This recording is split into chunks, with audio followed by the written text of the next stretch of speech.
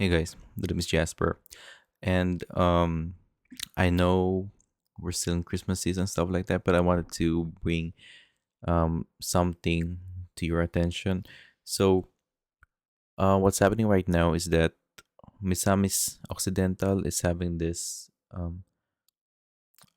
tragedy kung saan parang walang tigil yung pagulan doon, and as you can see right here, um,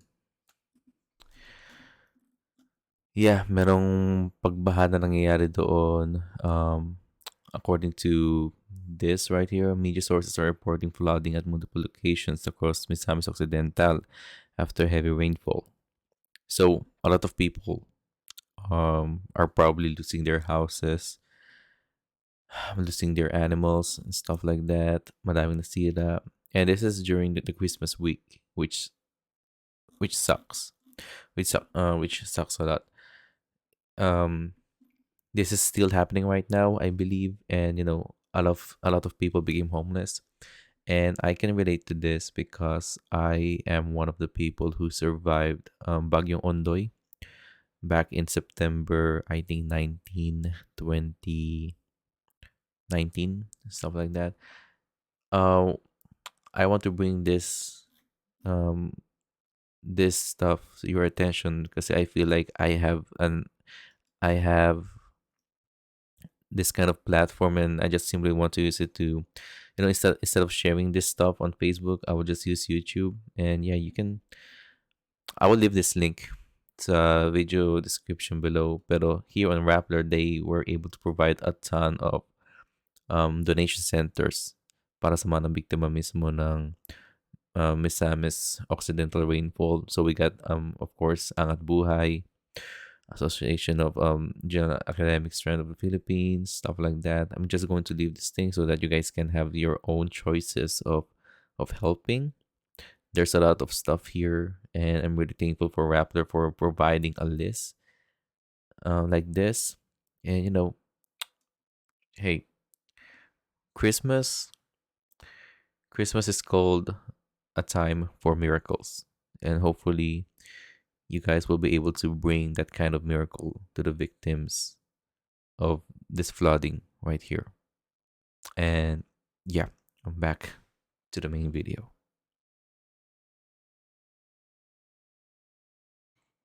Hey guys, that is Jasper, and welcome to part 2 analysis. So let's analyze this one. Ooh, teka lang. Ano ko muna to?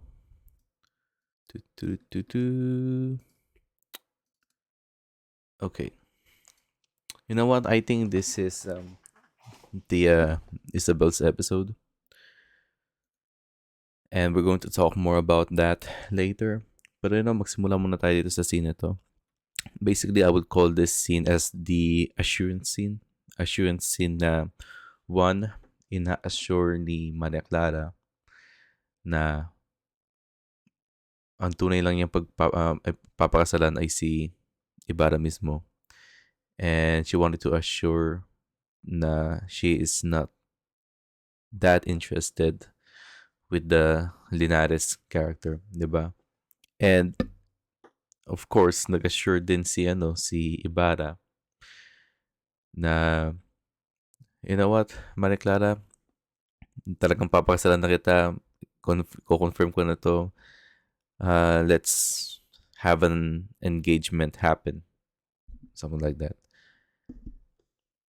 And I think both of them need a scene like this, or at least a conversation like this. Kasi, if you look at the previous episodes, there was this barrier na meron between kina Ibarra pati between kina Maria Clara because of what is happening around them, di ba? Nasa ganito silang sitwasyon kasi hindi naman nila kasalanan to, kundi kasalanan to ni Padre Damaso, who basically stirred up this melting pot na nagpamukhang masamang tao mismo si Ibarra, 'di ba? I mean, ayaw na talaga ni Padre Damaso kay Ibarra ever since in the earlier episodes. Naalala niyo yun? I think it was around episode 10 or something like that na sinabihan na mismo ni Padre Damaso si Kapatan Tiago nung nandun pa sila sa first city na ilayo ni Kapatan Tiago si Maria Clara kay Ibarra, 'di ba? Nagkagulo-gulo lang lahat nung si Padre Damaso na mismo ay pumuntang San Diego, and then um, ang dami nangyari since then. Pero I'm just happy. I'm just happy that they had this talk, but just in case that the worst thing might happen someday, at least they know to each other na their goals are straight. Their goals are straight. That they were meant to be with each other. So I think this kiss right here, yung kiss dito, is very important. We will never see. I believe we will never see a kiss to the lips or the cheeks regarding this two. But this is probably like the biggest gesture of love that they can show us, the audience. And I find it funny na nakabantay pa ni si Tia Isabel. Pero this scene right here will be a scene na babalikan natin. Balikan natin in the future. If ever the worst case scenario happens between the two of them.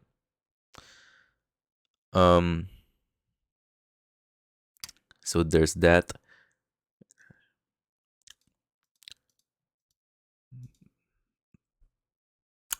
Man, Julian Santos' face here clearly shows it's showing a lot of meaning here.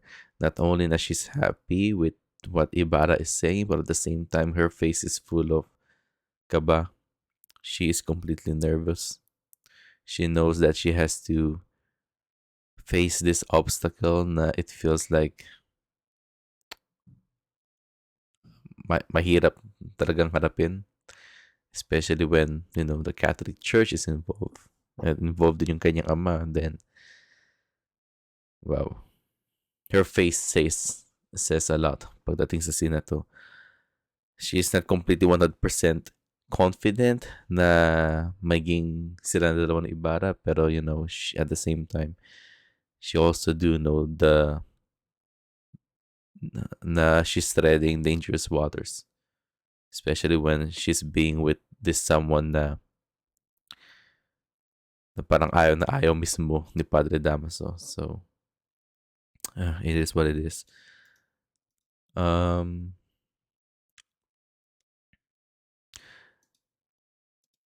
think this was a good catch-up between the two of them. Madami nangyari sa side ni Ibarra and madami din nangyari sa side ni Clay. Basically, they had this conversation about what happened on the previous episode, diba?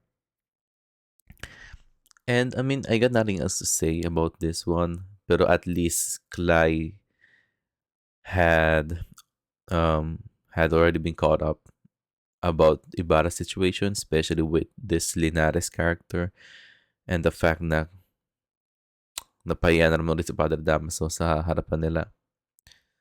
So, man, I wonder with that knowledge, paano kaya i-approach ni Clay to? Kasi I'm pretty sure na si Clay, she is always going to at least incorporate herself within the situation in order to fix it. Nandito nga siya, diba? Para sa Operation Good Ending sa No Limit Tangere, yung sinasabi niya when she was with Fidel yesterday. I mean, in the previous episode. But man, I'm just happy na both of them are laughing here and smiling. I simply like that. I like those scenes. Oh god. I hate seeing this scene at all. It's just a scene of, again, Padre Damaso assuring the Victorino family na, oy, papakasalan mo talaga si Maria Clara talaga para kay Linares. And man, being a pari here is very powerful, and I wouldn't be surprised if gagawin ng lahat ng power mismo ni Padre Damaso para lang mangyari yun. It's funny na it's Christmas season ngayon, pero itong ninong na to, he has been very, I think probably in this Christmas season, he's the worst ninong at all. Napaka-toxic niya, and instead of giving the things that yung inaanak niya mismo ay gusto, lahat negative na nangyayari, nagagaling sa kanya. So, um, that sucks.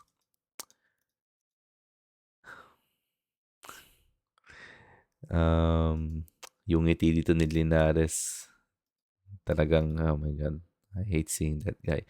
You know what? I like this scene right here. I feel this scene is really important. Hindi yan. Kasi, I've been always talking about, I've been one of the maybe the fewer people who is trying to defend Capitan Tiago, because I've been saying that Capitan Tiago gets it. Diba? Capitan Tiago can see the bigger picture. And the bigger picture is utos to ng kura. Itong lahat ng, ilang beses kong sinasabi na tuta siya ni Padre Damaso. Ilagi ko siyang inasar. But at the same time, you can understand why isa siyang tuta ni Padre Damaso. Kasi he knows the entire situation of Don Rafael Ibarra. He completely knows na, trying to defy the Catholic Church is something that is bad for business. It's something that is bad for your personal life. And clearly, Capitan Tiago knows more about this kasi not only that he has to face that problem with Padre Damaso, pero, spoiler alert sa libro, but I guess you guys already know what I'm going to talk about regarding Maria Clara and Padre Damaso. Pero he also has to face this problem na hindi siya mismo ang tunay na ama ni Maria Clara, kundi ang tunay na ama ni Maria Clara mismo ay si Padre Damaso mismo, ang kanyang ninong. So, he is just a messenger. He is just the devil's messenger.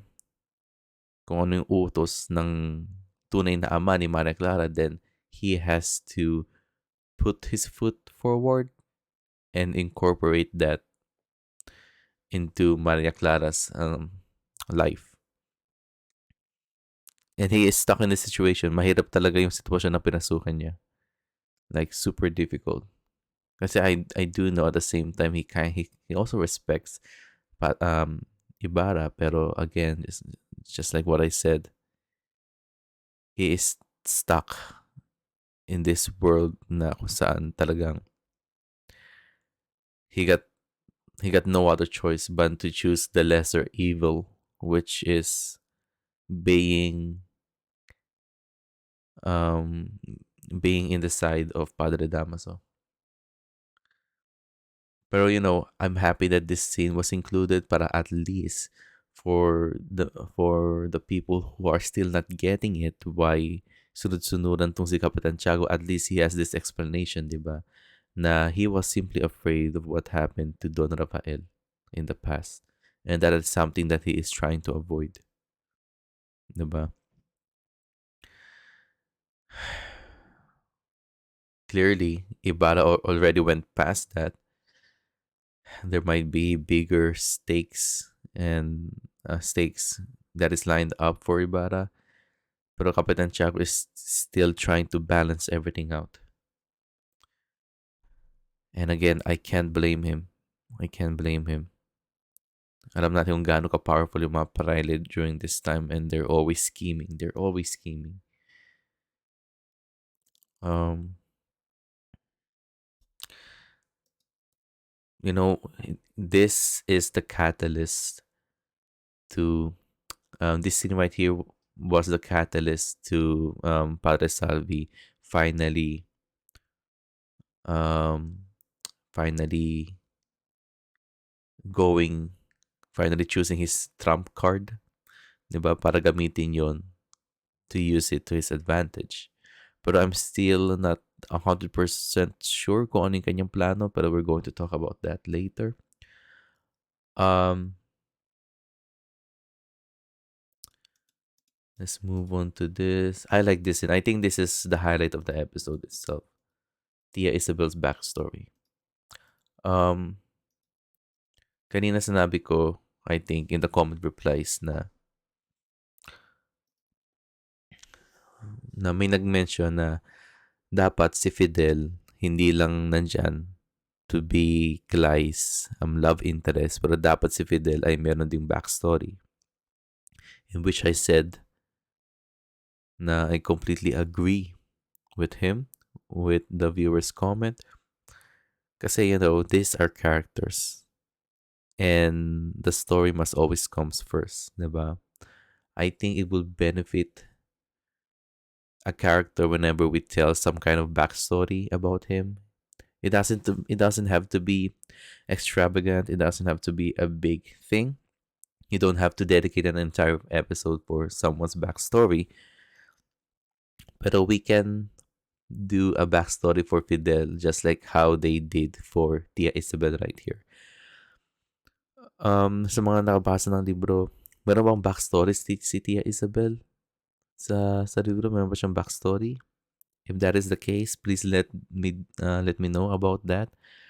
Pero I like this one right here. Kasi we've been saying na even though we hated Tia Isabel during her time with Clay, pero I'm also the person who's been trying to defend her at the same time because I'm trying to look um, at her character on why she has to be defensive when she's around Maria Clara, because she's just there to protect Maria Clara. She just cares about Maria Clara. And ilang beses ko na sinabi yung Team Isabel ako in this episode, stuff like that. And it's really showing kasi Tia Isabel is clearly um, this product of society. Diba? Turns out na she has this backstory with someone named Reynaldo. At kailangan niya mismong iiwan si Reynaldo kasi utos yun ng kanyang ama. And Tia Isabel can see herself through Maria Clara. Kasi Maria Clara is clearly facing the same situation that Tia Isabel handled when during her younger days. And it's really sad, especially when Tia Isabel said na wala na, huli na ang lahat. And I think that's why tumanda siyang dalaga. And this is a good talk kasi Maria Clara can see the the the probable effects of her choosing Linares over Ibarra.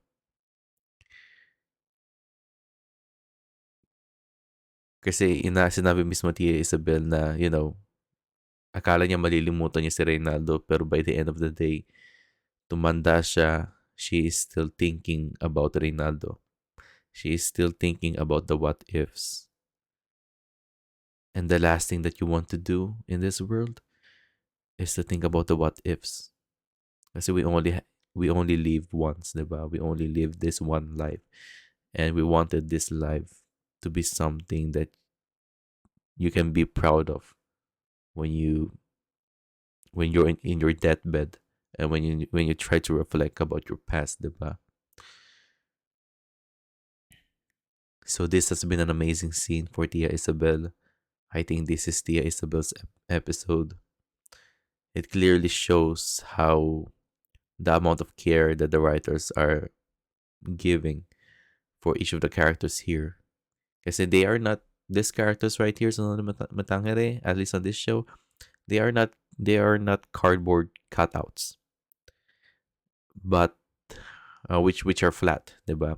But they are three-dimensional characters with their own backstory and with their own characters, and lahat ng mga pinagagawa nila has a reason,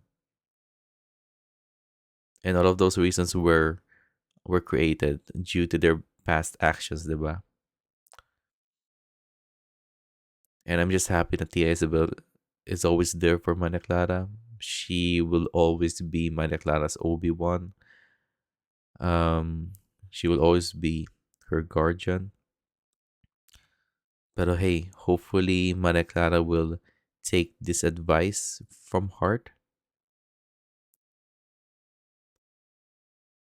and wouldn't let herself in a situation kung saan lagi nagsisisi si Tia Isabel, like probably every day whenever she thinks about Reynaldo. Amazing performance sa artista na to. I'm just really happy na again we got this scene. Kasi, after all those things na nangyari with Maria Clara, she is getting this kind of character redemption pagdating sa mga viewers, diba? So I'm really, really happy for this scene in general.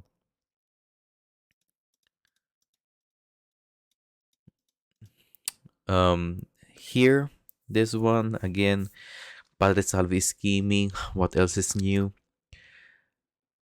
Na-mention na si Fidel. Now, I wonder if they're going to isasama ni Padre Salvi sa plano si Fidel mismo. If he is trying to... Kasi, sa pagkakaalam ko dito, ang main goal lang ni Padre Salvi ay mapasa kanya si Maria Clara, diba? Diba? But at the same time, in order to reach that goal, he has to handle some obstacles along the way. And one obstacle is Clay. And knowing now maybe there's a someone that Clay really cares about, which is the Fidel character, then what are the chances na baka may ipagawa mismo si Padre Salvi para kay Fidel? Something negative that can happen to Fidel. If that is the case, that would suck, but at the same time, I will be really happy to see that. I will be really happy to see that. You know why? Not because I hate Fidel. Clearly, I love Fidel, pero it is one thing to probably push the story forward when it comes to the Fidel character.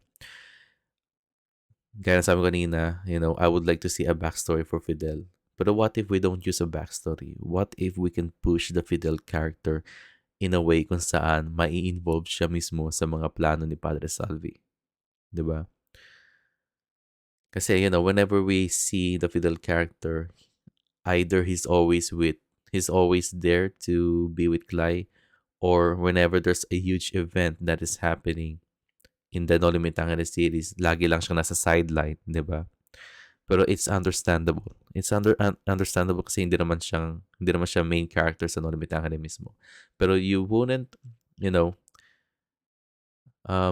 it wouldn't hurt if at least Fidel might have this huge implications when it comes to the No Limitang story mismo. I mean, Clay has been doing a lot of things pagdating sa No Limitang story. So why not include Fidel with that, diba? So hey, if si Fidel ay magiging biktima mismo ni Padre Salvi, I'm down for that. And maybe Clay will do something about it. And by the end of the day, the results of it is that it's going to enhance the chemistry and the relationship that we have between Clay and Fidel. Pero again, I am still not 100% completely aware of what Padre Salvi is trying to say here. Kasi let's try to look at his perspective, diba? Okay, sinabi nga ni, let's say sinabi nga ni, uh, sinabi nga ni Padre Salvi kay Maria Clara, na tatay mismo ni Maria Clara si Padre Damaso. Okay, let's say na yun nga sinabi niya. Clearly, ang maapekto dito ay si Padre Damaso kasi siya yung pare, siya yung kura.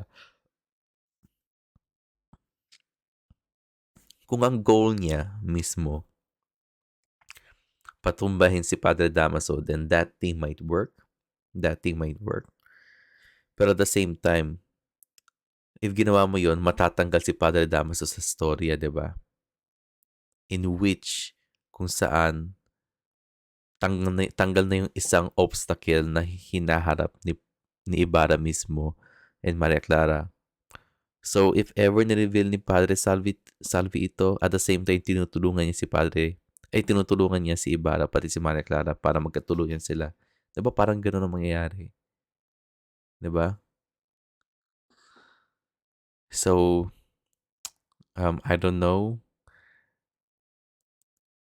unless isang malaking kasalanan to at dahil tinatago to ni Captain Tiago, tinatago niya na na siya nga yung ama siya yung peking ama ni Maria Clara, then pwedeng baka mapakulong si Padre Damaso dahil tinatago niya yung sikreto na yon.